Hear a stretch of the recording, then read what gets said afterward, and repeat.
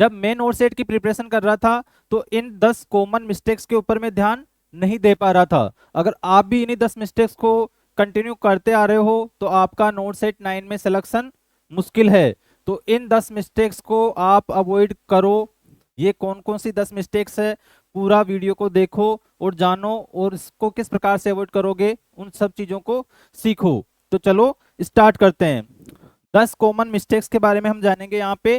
पहला मिस्टेक है हमारा lake of familiarity with the syllabus.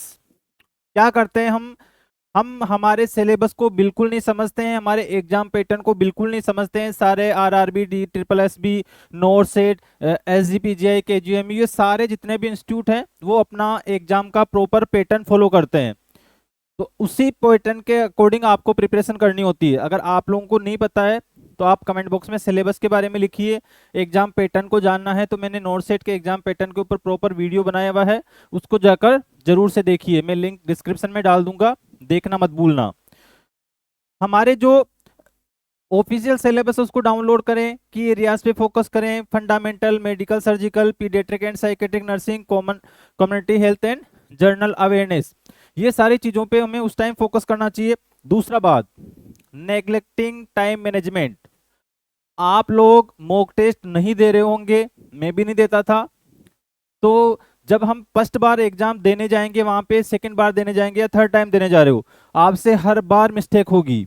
या तो आप क्वेश्चंस पढ़ने में ज्यादा टाइम वेस्ट करोगे या फिर आंसर्स ढूंढने में। आपके पास में 18 मिनट है, उससे में आपको 20 क्वेश्चंस करने हैं। तो पर्टिकुलर आपको टाइम मैनेजमेंट कैसे करना है, इस स्ट्रेटजी पे आपको बिल्कुल फोकस करना चाहिए।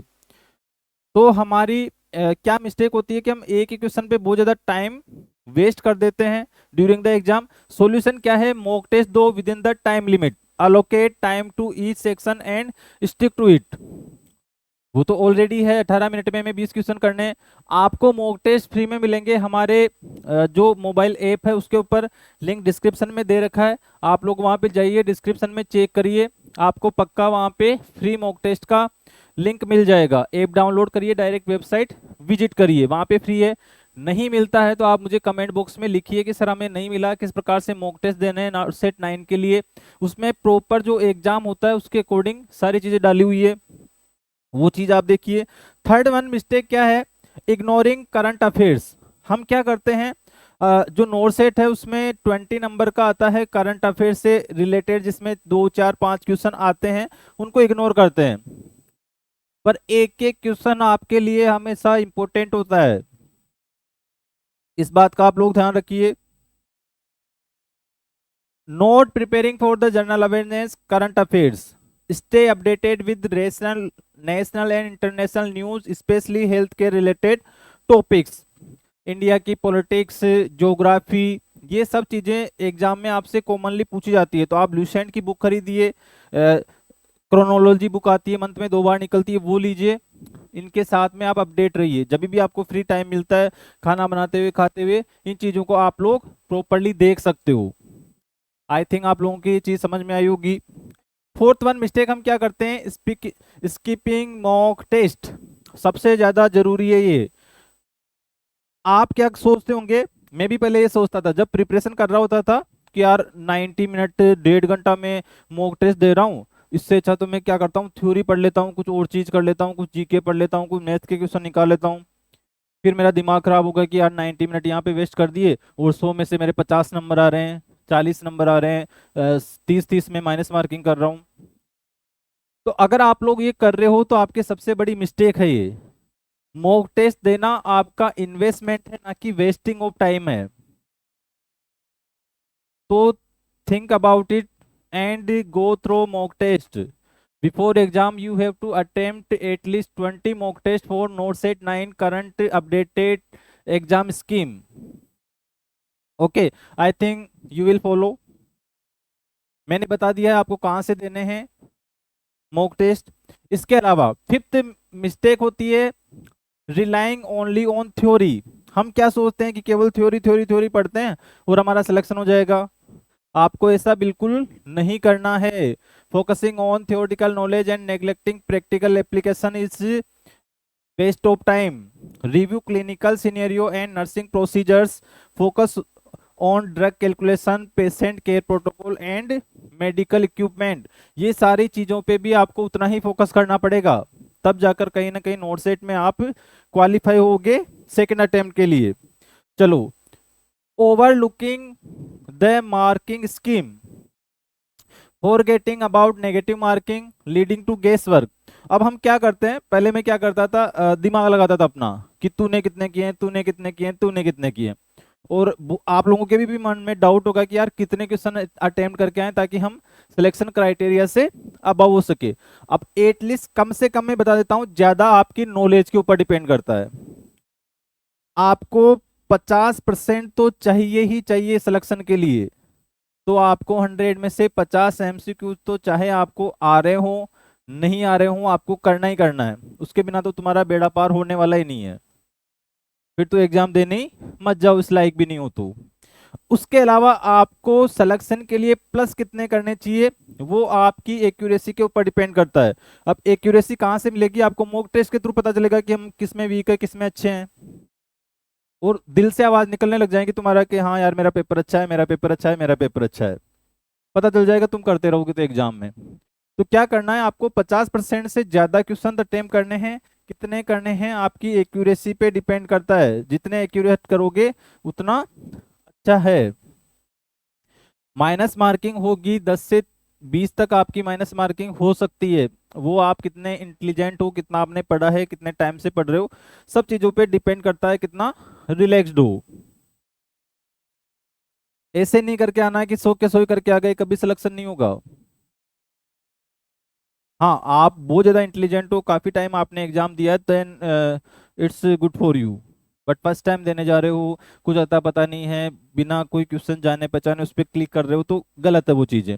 आपके जो दिमाग में फर्स्ट क्वेश्चन आता है, फर्स्ट जो माइंड में आती है चीज, वही करके आना है आपको एग्जाम में।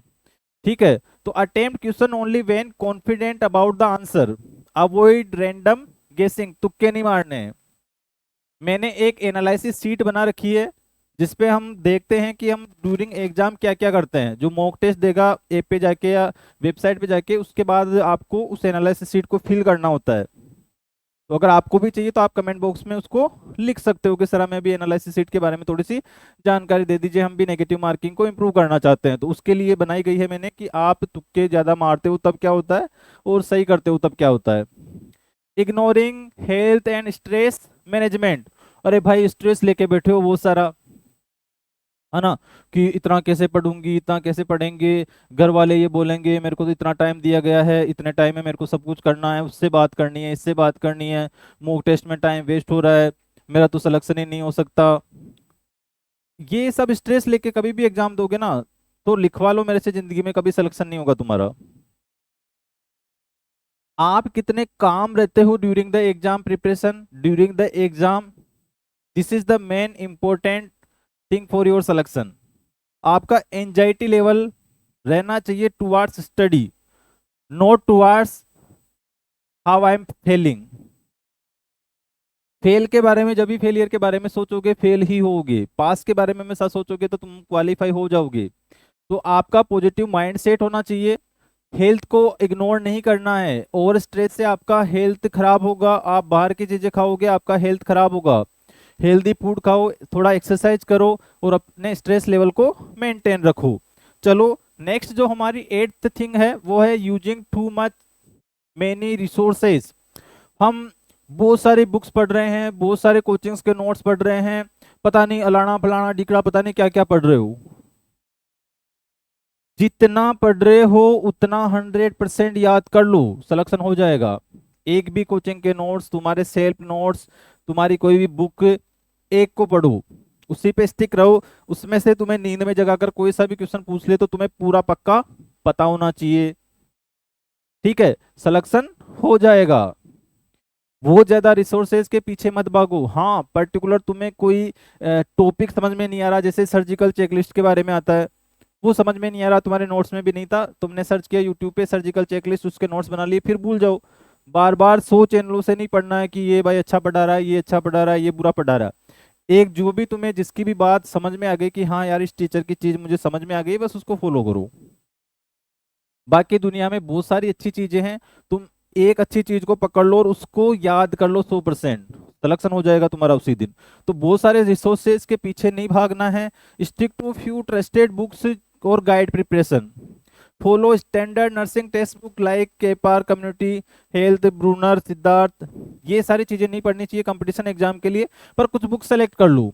आपको अगर नाम जानने हैं तो मुझे कमेंट बॉक्स में लिख दो कि सर आपने कौन सी बुक्स रेफर की थी, या कौन से नोट्स, किस टाइप के नोट्स रेफर किए थे, मैं भी नोट्स दिए। तो आप कमेंट बॉक्स में लिख सकते हो, मैं आपको प्रोवाइड करवा दूंगा। पढ़ना तुम्हें ही है, तुम्हारा फ्यूचर है, उसके बिना कुछ नहीं हो सकता। चलो, next one is poor revision strategies, not revising the entire syllabus thoroughly before the exam. आपको ऐसे नहीं होगा सिलेक्शन कि आज आपने बुक उठाई, एक बार रिवाइज कर दिया पूरे सिलेबस को, फिर उठाई नहीं। भाई तुम्हारी जिंदगी में ऐसे कभी चीजें याद नहीं रख पाओगे। अरे हमें ये पता नहीं रहता कि कल मैंने क्या पहना था, कितना खाया था, कितना पिया था। तो आपको एक महीने वाली पहले चीजें कैसे याद रह जाएंगी। आपको प्रॉपरली रिवाइज करना होगा हर चीज को। एग्जाम से पहले 3 से 4 बार पूरा सिलेबस रिवाइज होना चाहिए किसी भी तरीके से। ऐसे कोई जादू की छड़ी नहीं होती है सिलेक्शन। पूरा proper dedication, consistency, hard work सब चाहिए होता है उसके साथ में। ठीक है, तो आप लोग इस चीज का भी ध्यान रखिएगा। प्रॉपर रिवीजन करना है, शॉर्ट नोट बनाने हैं, लास्ट मिनट रिवाइज करने वाले भी नोट्स बनाने हैं। Neglecting non nursing subject. हमारा नॉन नर्सिंग 20% आता है, हमारा नॉन नर्सिंग 20% आता है नोट सेट के अंदर। तो ये 20% इन द सेंस की 20 मार्क्स हैं। अब हम किसी भी एग्जाम में 20 मार्क्स को अगर छोड़ देते हैं तो वैसे ही हमारा सिलेक्शन नहीं होता है। और आप अगर इतने इंटेलिजेंट होते कि आपके 100% नर्सिंग सही होती, तो फिर पर्टिकुलर जो नर्सिंग का एग्जाम होता है उसमें आप सेलेक्ट हो जाते। तो भाई यहाँ पे एक क्राइटेरिया बना दिया है गवर्नमेंट ने, तो आपको उसको फॉलो करना पड़ेगा। समझ गए। इसके लिए आपको कौन कौन सी बुक्स रेफर करनी है, इसके लिए मेरा नेक्स्ट वीडियो आप देख सकते हो। अगर ये आपको चीजें अच्छी लगी हो तो चैनल को जरूर से सब्सक्राइब करना, लाइक करना, कमेंट करना। अपने जो भी डाउट्स है वो जरूर से मैं आपको रिप्लाई करने की कोशिश करूंगा। और अपने दोस्तों के साथ में जरूर से इसको शेयर करना, अगर वो भी फ्री कंटेंट चाहते हैं नर्सिंग का, और यूजफुल और वैल्यूएबल कंटेंट चाहते हैं। तो इसी के साथ में all the best for NORCET 9। जय हिंद, जय भारत।